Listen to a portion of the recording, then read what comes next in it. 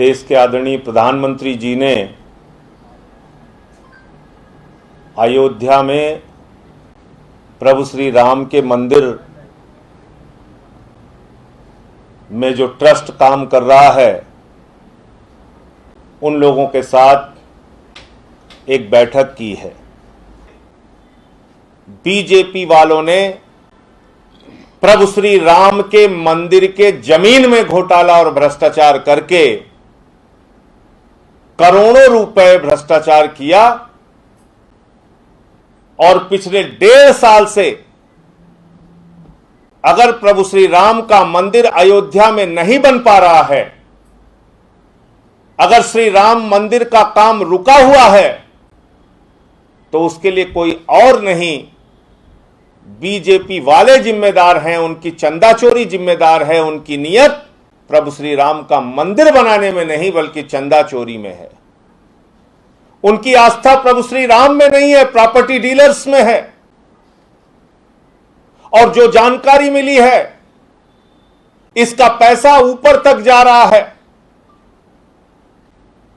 तो मैं पूछना चाहता हूं प्रधानमंत्री जी से,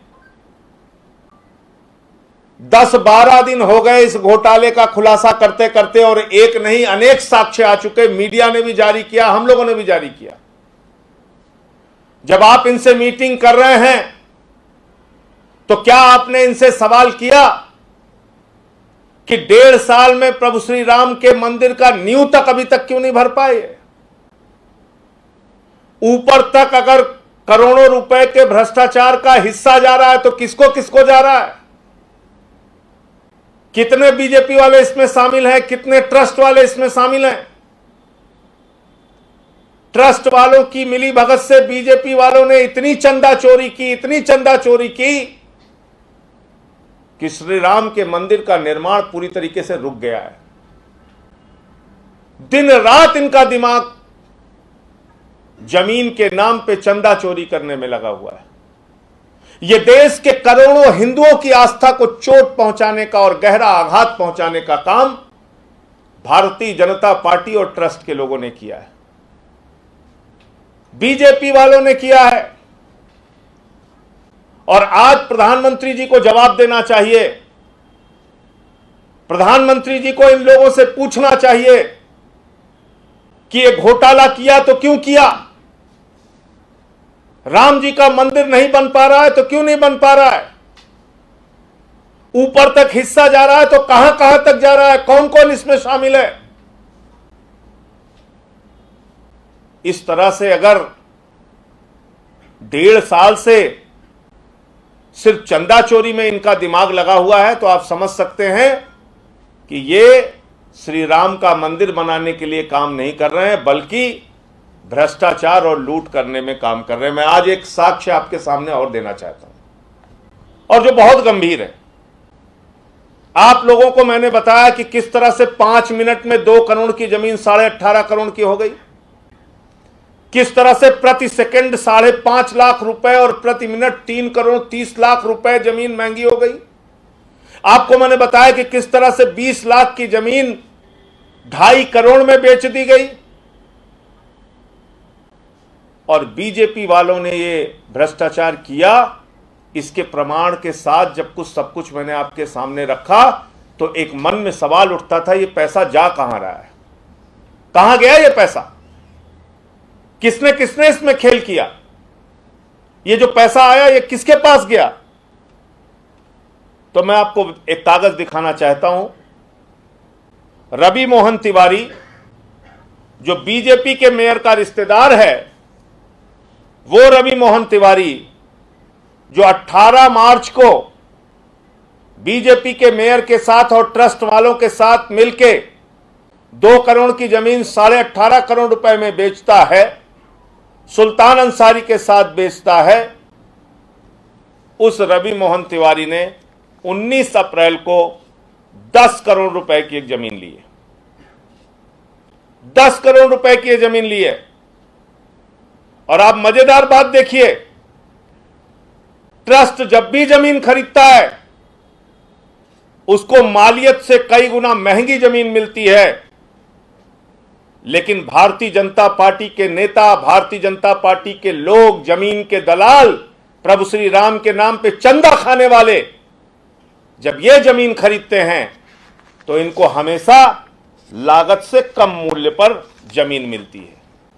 इस जमीन की लागत है 8,70,00,000 रुपए और इनको आराम से मिल गई 10 लाख रुपए में। बहुत ज्यादा अंतर नहीं इनको देखना पड़ा। इनको 2 गुना, 3 गुना, 4 गुना दाम पे नहीं मिली, इनको मालियत से थोड़ा ज्यादा मिल गई। 8,70,00,000 की 10 करोड़ में मिल जाती है। और इसमें रवि मोहन तिवारी, ऋषिकेश उपाध्याय, भारतीय जनता पार्टी के मेयर का रिश्तेदार, वो 10 करोड़ की जमीन खरीद रहा है। कब? 19 अप्रैल को खरीद रहा है। 19 अप्रैल को खरीद रहा है। ये तारीख 18 मार्च के बाद की तारीख है। और इसमें उसका पार्टनर है सुल्तान अंसारी, इसमें उसका पार्टनर है हरीश पाठक, इसमें उसकी पार्टनर है कुसुम पाठक। यानी जिस हरीश पाठक और कुसुम पाठक के साथ मिलके ये ट्रस्ट को 18.5 करोड़ में जमीन बेचता है, उन्हीं हरीश पाठक और कुसुम पाठक और सुल्तान अंसारी के साथ मिलके ये 10 करोड़ की जमीन खरीद रहा है 19 अप्रैल को। ये आप देख रहे हैं, ये अपनी जायदाद बना रहे हैं, अपनी जमीन बना रहे हैं, अपनी संपत्ति बना रहे हैं। ये प्रभु श्री राम का मंदिर बनाने गए थे, अपनी संपत्ति बनाने में जुटे हुए हैं। ये उसके प्रमाण। और ये जमीन विवादित जमीन थी। इस जमीन के ऊपर बड़े बड़े बोर्ड लगे हुए हैं। ये जो जमीन जिस पे बड़े बड़े बोर्ड लगे हुए हैं, ये विवादित जमीन है करके लिखा हुआ है। ये बड़े बड़े बोर्ड जिस जमीन पे लगे हुए हैं, जब ये जमीन इन लोगों ने खरीदी तो इन सब के खिलाफ थाने में एफआईआर दर्ज हो गई। आज की तारीख में बीजेपी के मेयर का रिश्तेदार रवि मोहन तिवारी और उसके साथ कुसुम पाठक, हरीश पाठक, ये सारे लोग इसमें नामजद हैं और इनके ऊपर मुकदमे दर्ज हो गए। ये तमाम लोगों पे इन पे मुकदमे दर्ज हो गए। एफआईआर की कॉपी है, ये आपको मिल जाएगी सब।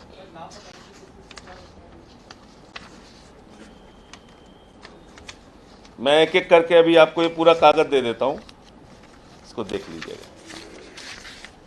इसके बाद एक जमीन खरीदी जाती है। हरीश पाठक के एक भाई हैं अनिल। इस जमीन को विष्णु कुमार जी खरीदते हैं। विष्णु कुमार जी कौन है? बीजेपी के मेयर का अकाउंट देखते हैं। ये 15 मार्च को हरीश पाठक के भाई से 255 वर्ग मीटर जमीन 10 लाख रुपए में खरीदते हैं और इसमें गवाह बनता है बीजेपी के मेयर का भांजा दीप नारायण उपाध्याय। और यही जमीन ट्रस्ट को 3 दिन के बाद 60 लाख रुपए में 18 मार्च को बेच दी जाती है। इसमें कौन गवाह है? इसमें गवाह हैं वही पुराने ऋषिकेश उपाध्याय, अनिल कुमार मिश्रा। 10 लाख रुपए में 15 मार्च को एक जमीन 255 वर्ग मीटर खरीदी जाती है 10 लाख रुपए में, और 18 मार्च को 255 वर्ग मीटर ही जमीन, उसी जमीन का दूसरा हिस्सा हरीश पाठक से खरीदा जाता है 60 लाख रुपए में। और ये जमीन जब खरीदी जाती है तो इसमें गवाह बनते हैं ऋषिकेश उपाध्याय और अनिल कुमार मिश्रा। तो मेरा कहना यह है कि जब आपको यह भी पता चल गया कि जो कमाई वहां से हुई, उस कमाई को कैसे हरीश पाठक और कुसुम पाठक ने मिलकर सुल्तान अंसारी और रवि मोहन तिवारी के साथ संपत्ति बना ली 10 करोड़ की, इतनी सारी जानकारियां आपको मिल गई। क्या इस देश में सारी जांच एजेंसियां मर चुकी हैं? क्या इस देश की सारी जांच एजेंसियां खत्म हो चुकी हैं, कहीं उनका कोई रोल नहीं है? क्या इस देश के प्रधानमंत्री की संवेदनाएं पूरी तरीके से समाप्त हो चुकी हैं? प्रभु श्री राम के मंदिर के नाम पे करोड़ों करोड़ करोड़ों करोड़ का घोटाला बीजेपी वाले कर रहे हैं ट्रस्ट के साथ मिलकर, और अभी तक इस पर कहीं कोई कार्रवाई नहीं हो रही है। और इसीलिए मैंने राष्ट्रीय स्वयंसेवक संघ के प्रमुख श्री मोहन भागवत जी को चिट्ठी लिख के उनसे समय मांगा है। मैं उनको ये सारे कागजात बीजेपी नेताओं के भ्रष्टाचार से संबंधित, जमीन घोटाले से संबंधित और ट्रस्ट के लोगों के घोटाले और भ्रष्टाचार से संबंधित देना चाहता हूं। आरएसएस के प्रमुख जो अपने आप को हिंदूवादी संगठन होने का दावा करते हैं, वो इसका संज्ञान लें और इस पर अपनी ओर से उनका क्या पक्ष है वो देश के सामने उनको सार्वजनिक करना चाहिए। ऐसे करोड़ों राम भक्तों को ठगा नहीं जा सकता, ऐसे उनकी आस्था को चोट नहीं पहुंचाई जा सकती। तो इसलिए आज ये एक बड़ा कागज इस मामले में और सामने आया था, तो मैंने समझा कि आप लोगों को इसकी जानकारी दे दी जाए, और ये सब मैंने आपके सामने रख दिया है। आपका कोई प्रश्न हो तो आप पूछ सकते हैं। ये पत्र आज ही लिखा है मैंने श्री मोहन भागवत जी को, और उनसे समय मांगा है मिलने के लिए, और ये सारे कागजात जो भ्रष्टाचार से संबंधित मेरे पास हैं, 2 करोड़ का 18.5 करोड़ कैसे बनाया जा रहा है, 20 लाख का 2.5 करोड़ कैसे बनाया जा रहा है, कैसे 5-5 मिनट में करोड़ों रुपए की कमाई की जा रही है, वो सारी जानकारी मैं उनको देना चाहता हूं। और इसमें कौन कौन से बीजेपी के नेता और कौन कौन से ट्रस्ट के लोग शामिल हैं उसकी जानकारी देना चाहता हूं। ट्रस्ट की मुंबई में गोपनीय मीटिंग हो रही है, ट्रस्ट की प्रधानमंत्री जी के साथ मीटिंग हो रही है। देश के जनता को कुछ पता नहीं है, क्या कर रहे हैं क्या नहीं कर रहे हैं, किसी को कुछ मालूम नहीं। तो इसलिए ये था। संजय जी, आपको लगता है पूरे मामले में अभी किसी भी तरह की जांच शुरू हुई है, चाहे उत्तर प्रदेश की एजेंसियां हों या फिर केंद्रीय एजेंसियां हों, श्री राम मंदिर का? देखिए, क्योंकि बीजेपी के लोग इसमें शामिल हैं इसलिए कार्रवाई नहीं हो रही है। मेरा सीधा आरोप है ये भ्रष्टाचार, प्रभु श्री राम के नाम पे चंदा चोरी भारतीय जनता पार्टी से जुड़ा हुआ मसला है, इसलिए कोई कार्रवाई नहीं हो रही। वरना इतने खुलासे के बाद, इतना सच सामने रखने के बाद देश की कोई गई गुजरी सरकार भी होती, बिल्कुल नाकारा सरकार भी होती, वो भी कार्रवाई करती। इसका मतलब साफ है कि इनको प्रभु श्री राम में आस्था नहीं है, इनको चंदा चोरों में और प्रॉपर्टी डीलर्स में आस्था है। संजय जी, आप मांग करेंगे कि इसकी जांच हो या सीबीआई जांच हो? हम तो पहले दिन से मांग कर रहे हैं। अरे उन्होंने तो तुरंत आके कहा था संजय सिंह के ऊपर मानहानि का मुकदमा करेंगे। क्या हुआ मानहानि का मुकदमा? मैंने तो यहां तक कहा था योगी जी से कि आप जो मानहानि का मुकदमा मेरे ऊपर हो उसकी फास्ट ट्रैक में सुनवाई कीजिए आप। तो जांच की मांग तो पहले दिन से मैं कर रहा हूं, लेकिन जिनको जांच करना है उनके ही लोग शामिल हैं, तो कैसे वो जांच कराएंगे? जब चोर ही मुंसिफ बना हुआ है तो कार्रवाई कौन करेगा? मुश्किल ये है। Thank you. हाँ,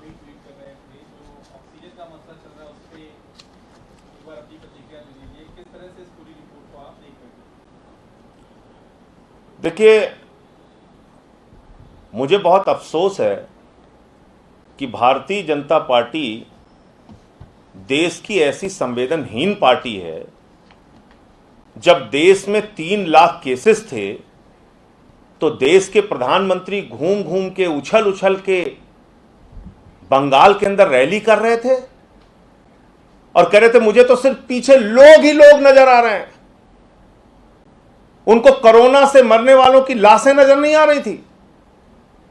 गंगा नदी में तैरती हुई, सड़ती हुई वो मजबूर लोगों की लाशें